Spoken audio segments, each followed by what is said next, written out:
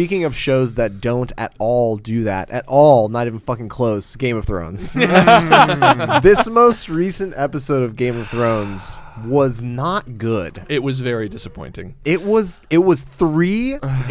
I watched it this morning. It was basically 3 scenes of people standing still and talking to each other about bullshit, and 1 fake ass fucking action scene. Well, here's the thing: is like I honestly wouldn't even mind, like let's say the thoroughly underwhelming Daenerys Jon Snow scene. I wouldn't even mind if the way they brought those 2 characters together was in some big conversation between the 2 of them. But my God, like it's like just the fact that all Daenerys' entire argument for why and this and that essentially was her just reciting her credentials over and over again. Like, I am this, I have 3 dragons, I am a lady, I have very long hair, I am the daughter of so-and-so. And again, it's just real basic shit. And then they flip it around, have the Onion Knight essentially do the same stuff about Jon Snow. And I think that this was best, I was watching it with a buddy of mine, and he said this, and he said, I feel like I could have written that scene just based on whatever my first expectation was of what a meeting between Jon Snow and Daenerys would have been, which is she's like, I'm the mother of dragons, I'm breaking chains, I also share similar values to the values that you have. But we're weird that there was not, again, this is a perfect example of what I was talking about last week of, it used to be with Game of Thrones that if an expectation is created, it is then has to be subverted in some way. So if the general expectation of like the meet cute between Daenerys Targaryen and Jon Snow, they're gonna kind of not like each other, but then in a few Uber driver will be ready soon. Exactly. That meet cute between the 2 of them like would result in them maybe not liking each other, but then once they get a chance to talk, realizing that they have a lot in common and would end up on the same side, would be obviously the basic bitch version of this type of scene, the kind of thing that any viewer would expect. And what was wonderful about Game of Thrones is it would set that up and then throw these things in a wild new direction. So maybe they would meet, maybe they wouldn't meet, maybe they would meet and it would immediately, they would be at odds with one another, or it would result in someone's death or something. It would deny you that, but by means of some circuitous new narrative route that would bring you back around to something that was ultimately more satisfying. And instead, they put the 2 characters in a room and said, that's enough. We're all done. Yeah, it's not good, guys. Yes. Like, this episode has completely lost any sense of time or like space. So I don't travel. What is the timeline of this one gone. episode? How much time passed in this one episode? And I think it's one of the things where it's actually kind of like, I don't mind that time doesn't mean anything anymore because we only have like fucking 8 episodes or whatever in the season. I get it. Yeah. But the thing is, like, because they're blitzing through so much of this so fast, like the Jon and Daenerys scene could have been amazing. It could have been something great. But they're like, oh, we got this, and we've got 27 other things we're working on, so fuck it, I don't know. But I think that's partially putting the cart before the horse, though, because I think that we have known for a while that these seasons would be shorter.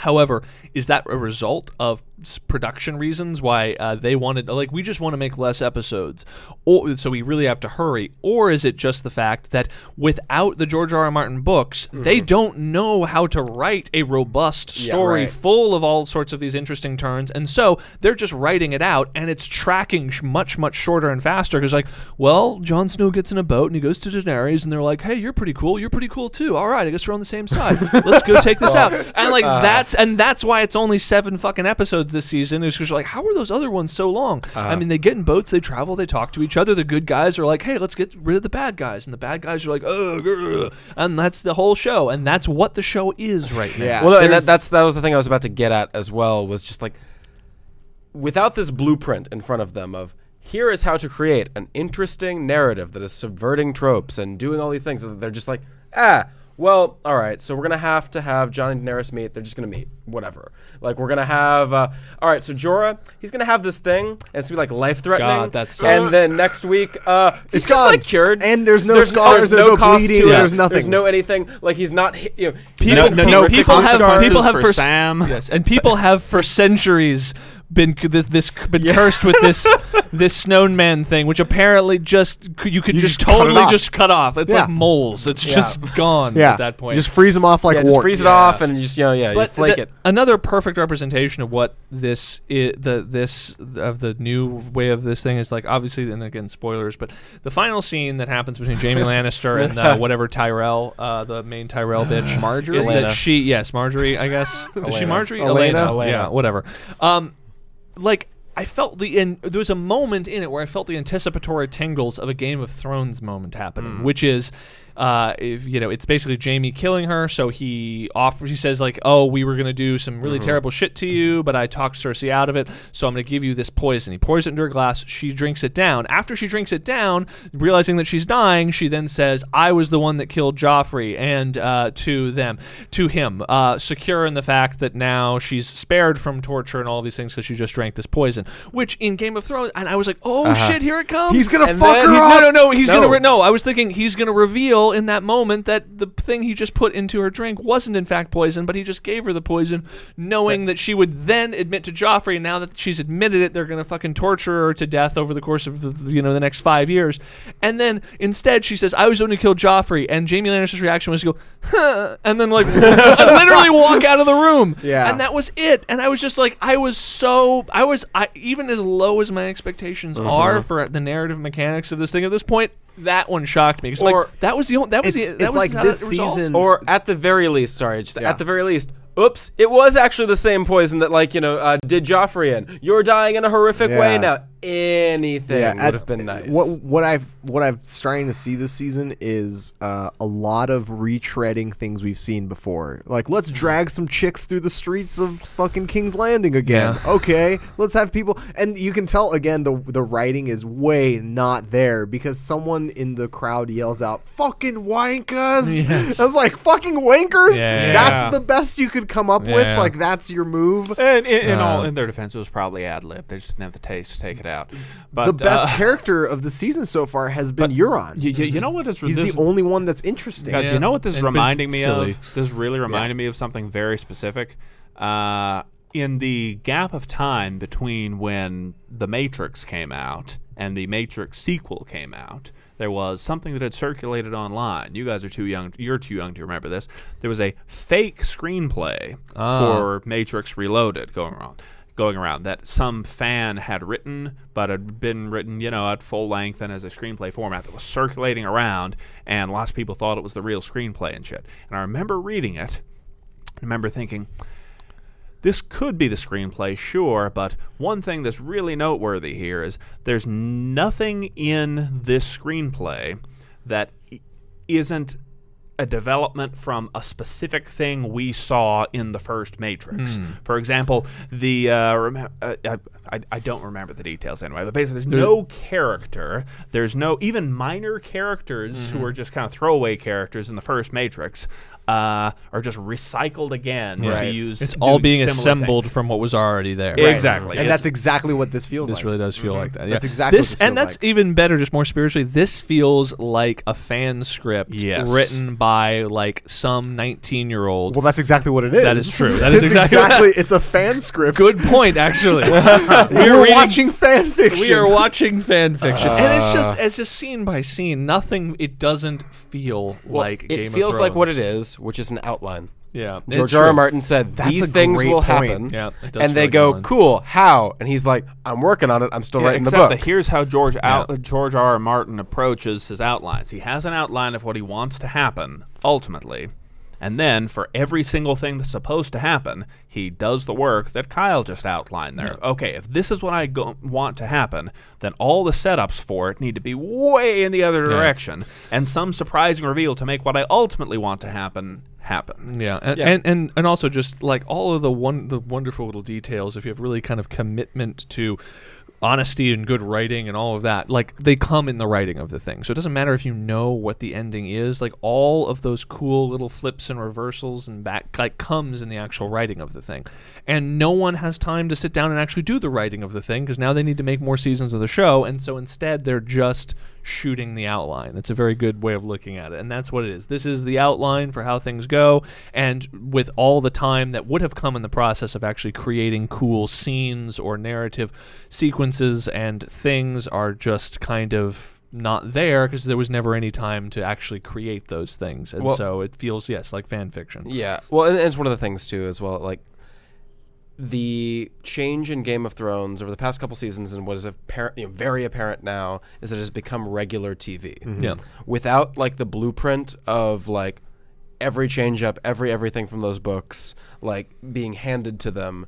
They have not learned how to write in that way. Yeah. Like they like, because they I guess they just never figured they had to. Yeah. Like it's just impossible. I mean, I think it is impossible. It is very nearly impossible for them to be able to do that because it's a very singular thing. One of the only people who wrote that way directly onto TV was Vince Gilligan with Breaking Bad, where it was just like constantly turning into something cruel and twisted and weird and dark. Who's going to be doing touch-ups on the scripts for the second half of the final season of Game of Thrones? I would love it if it were Vince Gilligan. He's one of the few people in the world who's actually demonstrated the capacity to do that.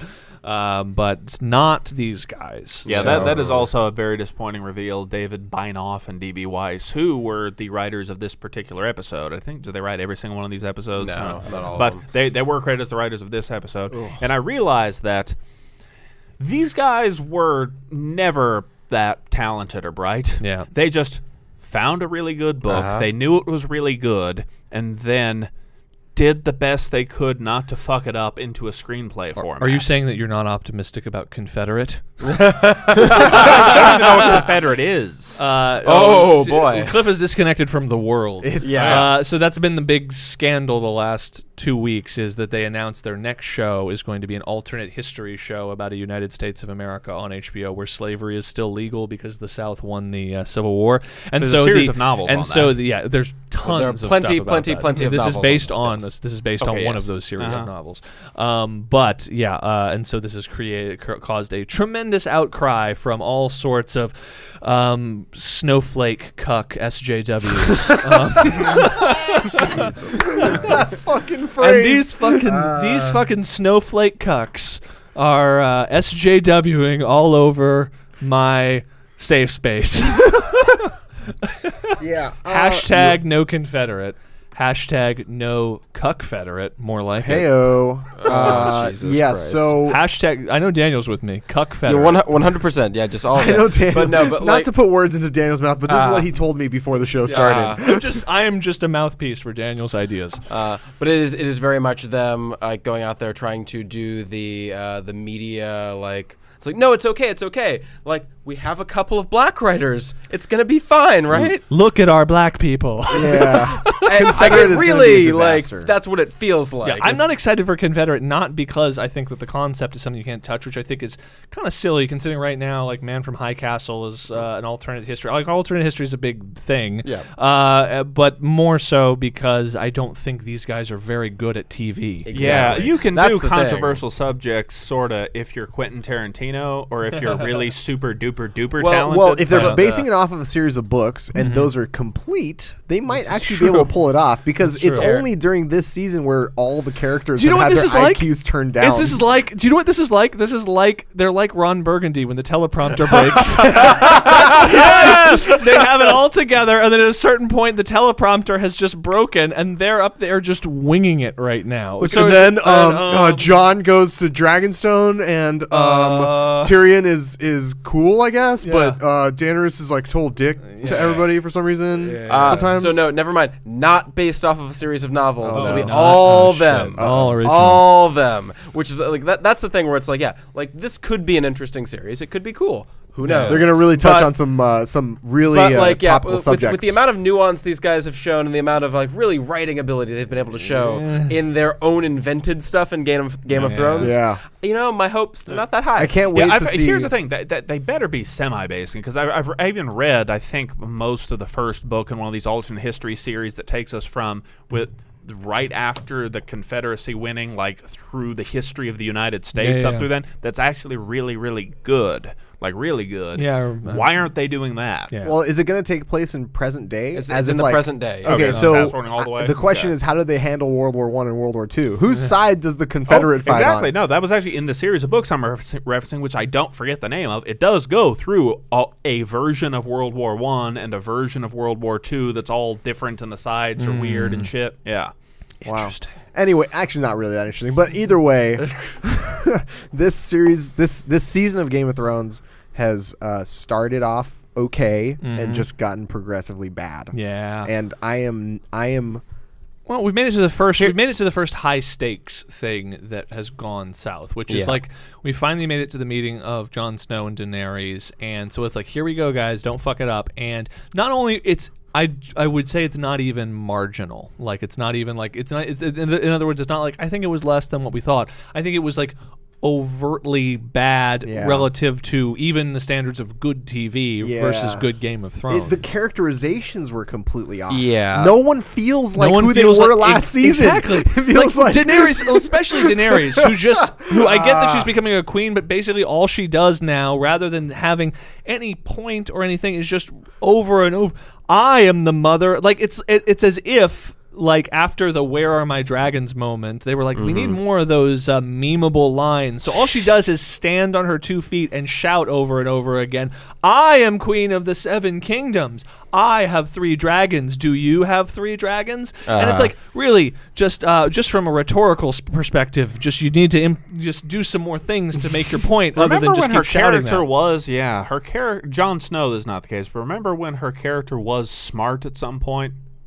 Yeah, That like was a when long she time was ago. solving problems with unexpected solutions and bringing together disparate sides to do things that no one expected them to do. These 2 seasons are ripe for? They're ripe for, when future technology allows, a special edition. A special edition with entirely CGI actors, but our CGI is so awesome then it'll be indistinguishable from these actors. And a whole new version of this will be made after George R.R. Martin finishes writing these other books. 15 years from now, 20 years from now, that'll just be like a plugin that you can download for like $5 that you just write the scripts yourself and you hit enter and it just takes the existing Game of Thrones and Fuck writing turns it into scripts. that. Here's what's going to happen in the future, motherfucker. I agree.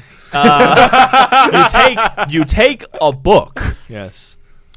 Plug it into the thing. You shove it into the input hole. You shove it into the input hole. Yes, it scans the pages as it shreds them. And it automatically, and then it shits it out onto a pile of burning books.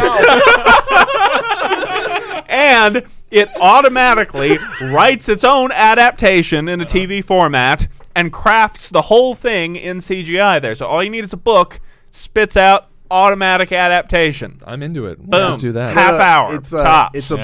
It's a really technological blender where you put the book in and then you add like, you know, I need a screenplay for a movie, Just a shaker. or I need a screenplay for a TV series. Maybe and it like, it how looks many more. It looks seasons more do like you a want? Keurig machine. You just insert a book, you close the thing, you hit a button. Maybe the medium is kind of different, but that's fine. That's what I was saying. Then a paste comes out, you drink it, and then you experience the whole series right then and there. Can you imagine if there really was no thought process involved to the experience of this sort of thing? Like, you know what? No, this is how we get to I know Kung Fu. That's right. That's exactly We're on our it. way, This is step 1 of putting a floppy disk into a needle that's shoved into your brain. And step 2, wearing lots of shiny black pleather everywhere we go. Well,